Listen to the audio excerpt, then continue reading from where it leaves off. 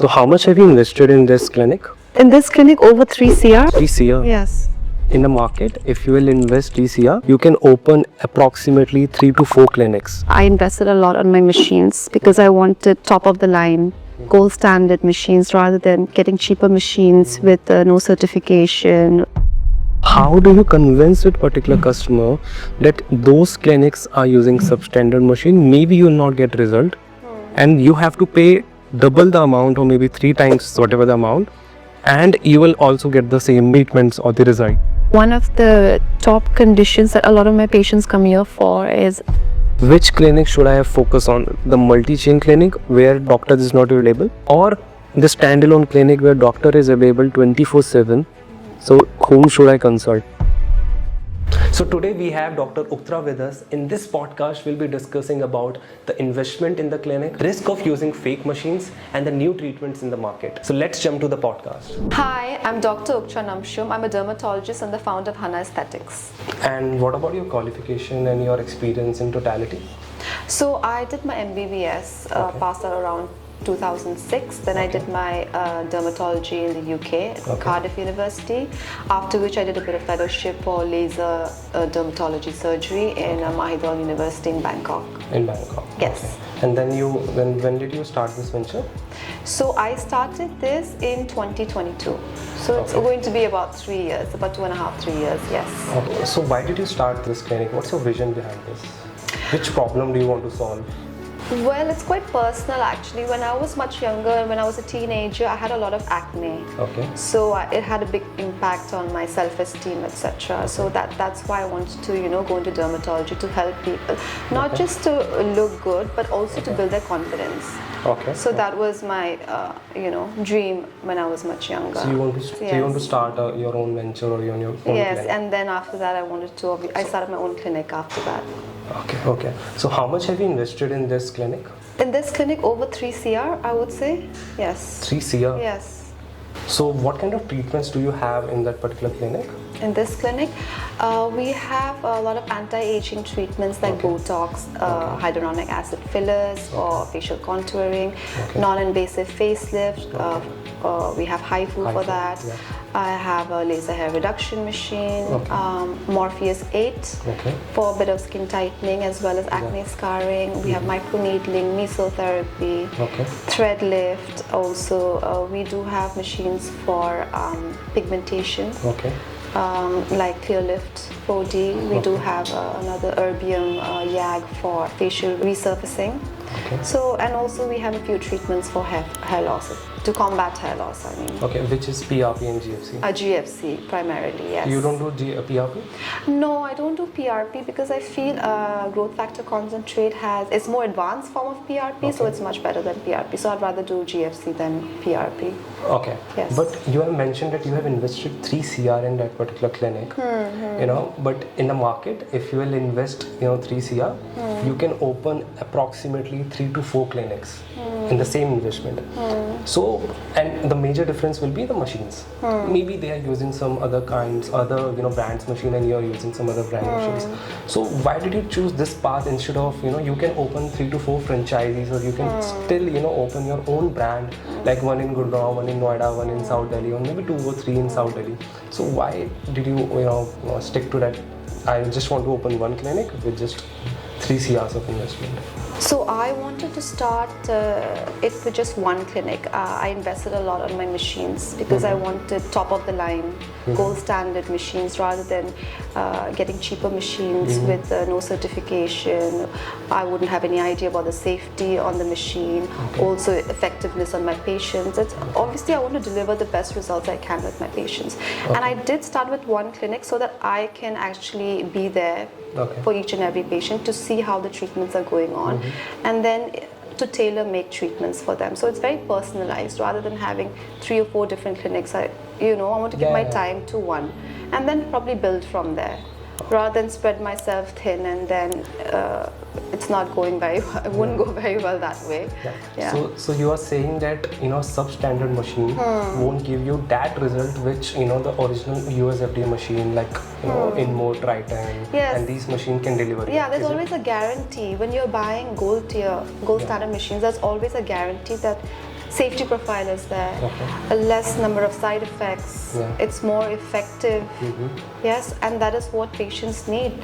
You need a lesser number of treatments, and it's consistent also. Like with substandard machines or machines you get off the market for much cheaper. You can't depend, they're not very reliable. You know, I don't know if every time the patient comes in, are they going to get the same kind of results? Because we don't know what the safety features are like. Are they claiming what they're claiming? Because there's no certification. So that's the reason I thought it's better to go with standardized machines rather than. But in this, you know, Indian, where we are very price sensitive. You know, how do you convince that particular customer or the patient that X clinic is charging 25 or 30,000 rupees for the full body LHR for 6 sessions, and maybe you are charging 75 to 80,000 rupees for the full body of 5 or 6 sessions? How do you convince that particular customer that those clinics are using substandard machine? Maybe you will not get result, and you have to pay double the amount or maybe 3 times, you know, your whatever the amount, and you will also get the same, you know, the kind of, you know, the treatments or the result. So how do you convince that particular customer? I see when a patient comes in, obviously they have been shopping around, right? Not just with my clinic, but multiple clinics. They do come and say, doctor, your clinic is too expensive, maybe 2 or 3 times more for the same number of sessions. And then I do tell them we have a USFDA-approved machine, and then they say, well, the other clinic said they have USFDA-approved machine as well. And then I was like, if they do have, it's impossible for them to give you that many sessions for that amount, because the cost is it matters in a machine. And I can guarantee them results. Obviously a few patients have stuck around, trusted what I told them. They did go do the research obviously prior, and then obviously there are some that went to the other clinic, but they did come back. After taking 6 to 8 sessions there. I've had few patients who didn't get the desired results, or it wasn't guaranteed. One of them even got more hair than after 8 sessions than he had prior to. Yes. So, and then he came and he's happy with the sessions now, and he said probably should have started here because it was a waste of money. Even though it was much cheaper than, you know, here earlier, he's wasted his time, energy, because you do have to take up time in your life. Time is money anyway. Yes. So, as a doctor, as per your experience, what are the top 3 or 4 treatments or the problems which Indian skin, you know, or the Indian consumer has? I think one of the top conditions that a lot of my patients come here for is pigmentation. Indian skin, we do tend to, you know, because of sun damage, a lot of people don't use sunscreen from a young age, and then they tend to get a lot of pigmentation. There might be because of hormonal issues. Also, a lot of women do get melasma. Also, postpartum, they do get the pregnancy mask, which is also pigmentation. So I do get a lot of patients coming in from that. And how do you treat that particular thing? For pigmentation, we do have clear lift, which is for a pigmentation laser. Apart from that, there are other treatments like chemical peels, and also a bit of microneedling with growth factor, concentrate, and glutathione. So I generally do a combination of various treatments, apart from obviously topical skincare that they have to do home care basically. So do you promote home care also? Yes, I do write home care because they come into the clinic maybe once a month, once in 45 days or 60 days even. So they're not getting treatments all the time. So you do need to take care of your skin even at home. Like I tell them, I give 50-60%. The rest is up to you to do the skin, you know, your skin care, because I do give them topicals to apply for to reduce pigmentation. So it's like a holistic, you know, thing that we take care of. And what is the second problem which Indian consumer has? Second problem, I do get a lot of older ladies, so they come for anti-aging, for a bit of volume. When they have volume loss, I address that with hyaluronic acid fillers. Some have a lot of wrinkles that they want to get rid of, because when patients come here, they feel that they don't look the way they feel inside. They feel younger. And then they say, you know, I look at myself in the mirror and I don't know, I have bags under my eyes, or, you know, I don't like these lines on my face. Forehead. Forehead or crow's feet. So, or my jowls, like my face is sagging. You know, it wasn't like this when I was younger, and they lack that confidence sometimes. So then I do treat that with anti-aging treatments, like obviously Botox for wrinkles and for lack of volume loss with hyaluronic acid fillers. Okay. And also HIFU for non-invasive facelift, just to give them a bit of skin tightening as well. Okay. And any other problem which you face generally? Like So that's with older so clientele. you said pigmentation is the one. Second is As the anti-aging, and then I do get some younger ones as well. A lot of them have acne. Okay. Yeah, when they're teenagers, they acne have. is the biggest problem. Is one of the biggest problems. Yes. So active acne. Obviously, we do give oral treatment for that. Apart from that, I give them a bit of deep cleaning for their skin, like a medifacial. Apart from that, carbon peel as well. So what carbon peel does is generally people who have acne do have oilier skin type. So with carbon peel we just apply a bit of carbon lotion and then put a laser over it, so that removes all the grease and the oil. So you know, it helps with decreasing acne within the pores and then reducing infection as well. Okay. So what is a lifestyle change which people can do, you know, so that they can cure acne, or they can, you know, stop the acne, which is next to impossible obviously, but somehow like 20-30% we can, you know, what is the major lifestyle which we, you know, the blunder which we are doing in our lifestyle on a daily basis? So acne can be due to various factors. To begin with, one is obviously once you hit puberty. Another is because of hormones as well. So you have various factors like that. I would say lifestyle changes would be decrease sugar intake, you know, decrease fried food, get more water, have more water. Those are some of the lifestyle. Also decrease stress, sleep properly at night. So I would advocate those. Okay. So as you also mentioned, you know, during our conversation that multi-chain clinics don't have the the standard of the process of the treatment process, you know, and the standalone. So as a customer, as a consumer, normal consumer, which clinic should I focus on? The multi-chain clinic where the doctor is not they're available, or the standalone clinic where doctor is available 24/7? So whom should I consult as a normal consumer? Well, there are pros and cons to both. I would say, for example, a doctor's clinic like this or a standalone clinic, treatments are more personalized. We're available most times here. So if they have any grievances, they can always come up with that. We take care of all the treatments.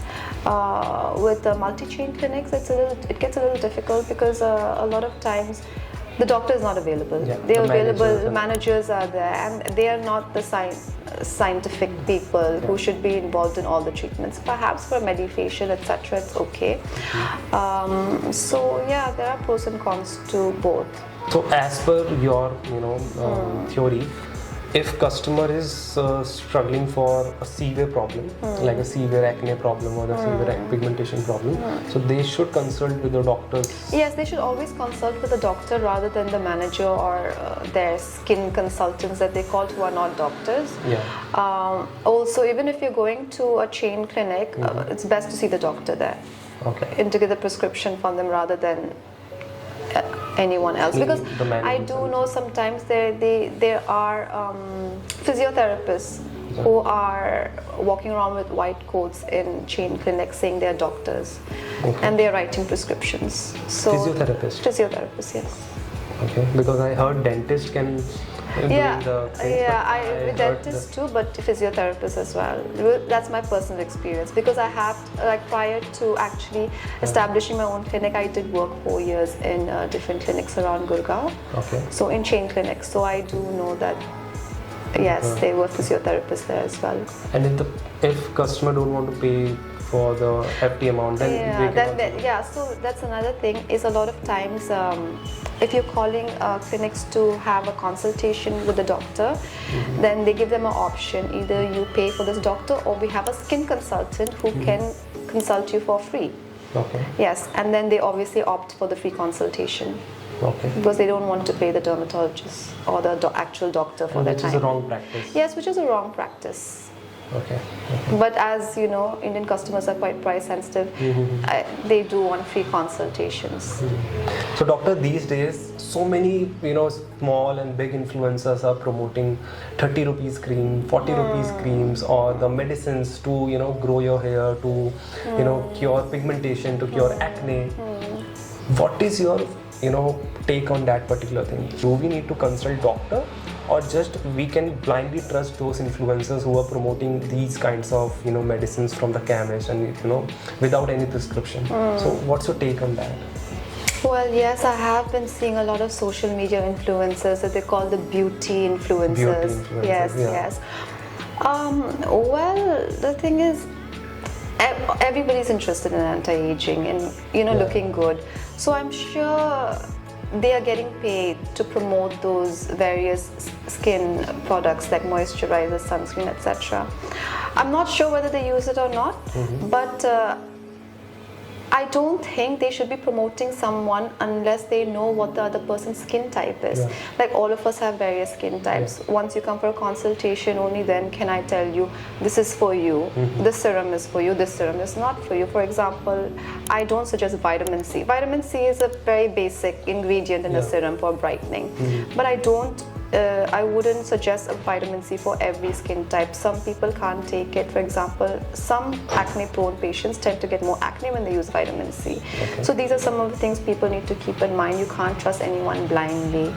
They don't have the same skin as you. Exactly. Yeah, they haven't had the same education in how to consult a patient and how to write prescriptions or at least give medication. Okay. So I would say not to trust people blindly, rather than just do a proper consultation. Don't fall for the gimmicks, The online. small trap. Okay, yes, exactly. Why do we pay for 1,500 and for a consultation? Why? It's because you're getting actual professional consultation. Yes. Exactly. So doctor, what is the one skincare routine which you want to recommend to a consumer so that they can opt very easily and they can follow on a day-to-day life? So the most basic skincare routine I would suggest to anybody is try to get a face wash as per your skin type. Wash it twice a day. Use a good moisturizer, again according to your skin type. If you have oily skin, opt for non-comedogenic moisturizers, meaning oil-free moisturizers. And then to top it off, what's the most important is sunscreen.